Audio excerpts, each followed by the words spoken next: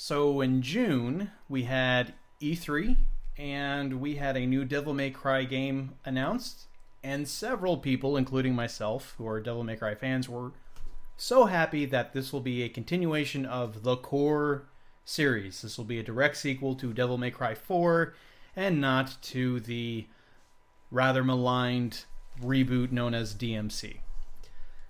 And there's actually a guy from Capcom who is marketing director Antoine Millant, who directly addressed the issues that the game presented. Now, a lot of people weren't fans of this, not because of the combat. It really all centered around the character of Dante, and they basically went from him being a wisecracking, very confident,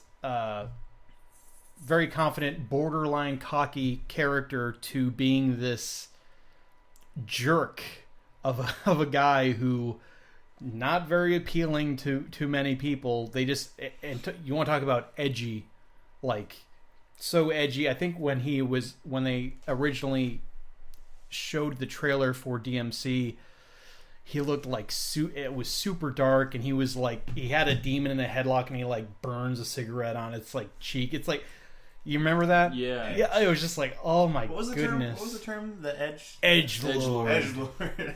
Edgelord Dante. Oh, yeah. And it's just like, and yes, he had black hair, and apparently at the end of the game, it goes fully white. But then they also had the joke in there where like a white wig falls on his head, and he kind of looks like original Dante, and then he grabs and throws it off, and he's like, not in a million years. And that was just kind of like a stick. No, seriously, that was in there. It was just basically like, oh, fans, you don't like the new Dante? Tough. Well, yeah. It's just like basically like, and it was a different studio that handled it. I believe it was done by Ninja Theory. Yeah. Who's owned by Microsoft now, so they won't be doing any more Devil May Cry games, thankfully. But it was a strange game. Not bad. It's just story-wise and character-wise, which is such a big draw, especially for me with Devil May Cry. Like the fact that he's got a giant sword and uses two guns. Right. I can't think of another character that does stuff like that. And it's a very fun, action-oriented game. Slade. Deadpool. Is his sword a giant sword? Yeah, it's not one giant sword. Yeah. What? Slade? Deadshot has a giant sword. Deadshot has sword. two swords on his back, just like Deadshot. Same thing as Slade. He's got two swords. You're talking about Deathstroke. They're all three the same. Yeah. Deadshot is a different character. No, you're right. No, Deadshot's... Deadshot's a Batman villain, isn't he? He's like Suicide Squad. Yeah, Deathstroke, though. That's Slade. I meant Deathstroke. But yeah, Slade Wilson, otherwise known as Deathstroke, he uses a katana. He's like Deadpool. No, he's got a giant like barbarian sword. What? For real? I've only ever seen him use a katana, but it's like original or something. Original? I'm looking this up. Like Deadpool, he uses guns and katanas. But anyway. There's a band called Slade, apparently. Yeah. Sorry. I've never heard of that. So, with this announcement of Devil May Cry 5, they're continuing certain story threads, such as Nero. Who is Nero? They didn't really answer that question in 4, and just kind of a continuation of the series as a whole. So, this marketing director, Antoine Millant, was having an interview with GamesIndustry.biz. And during that interview, he was asked to talk about, DMC versus the rest of the Devil May Cry series. And speaking about DMC, he said, the last game was very good, but there were a few unhappy voices. And the reason why they brought Devil May Cry 5 to be a sequel to 4, direct sequel to 4, said because of what the fans want. He's saying that the fan base is still quite big, and the project would have never been greenlight if it didn't make sense business-wise. So they're basically saying, we want to make a game that sells well.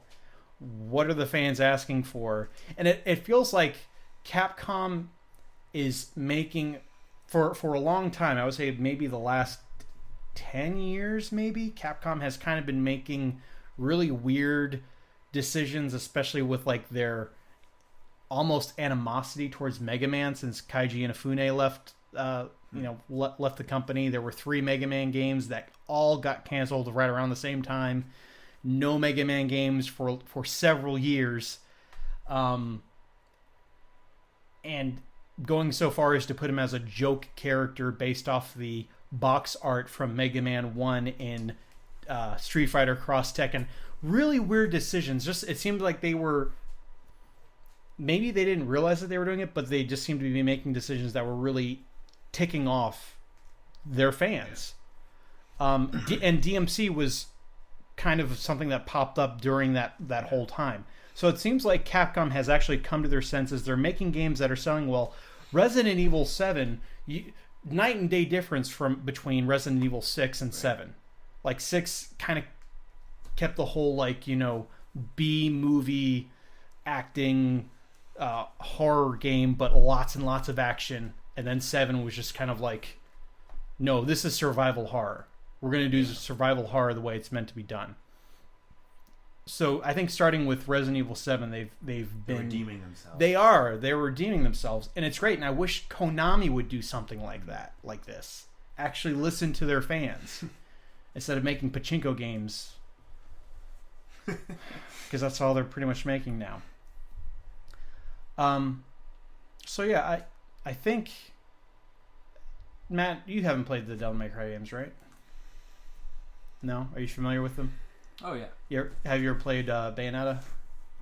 I actually haven't. No? I thought you did. If you like Bayonetta, you'll pretty much like Devil May Cry. I like the concept of it. It's just that wasn't something that my parents were going to get for me when I was a kid. Oh, sure. Because it's like, I mean,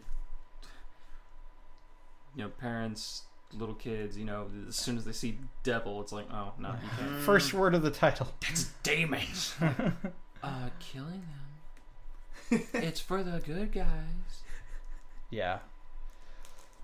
Yeah. As a fan of the first 4 games, I'm definitely glad that they're going back to it. And I think a lot of people share that sentiment. Not to say that DMC was a bad game gameplay wise. It's just not what people wanted. Right. And there was a lot of other stuff like there's sex scenes in the game. There's like really strong language that's just so like.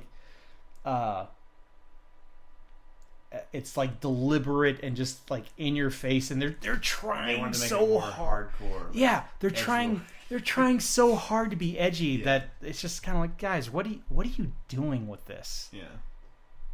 It's yeah. I wouldn't suggest playing it, but I like this whole kind of Devil May Cry is a little bit. There's a little bit of camp to it, but it actually has like some really interesting game mechanics and concepts that you don't need to have a jerk of a character to be front, stage, and center.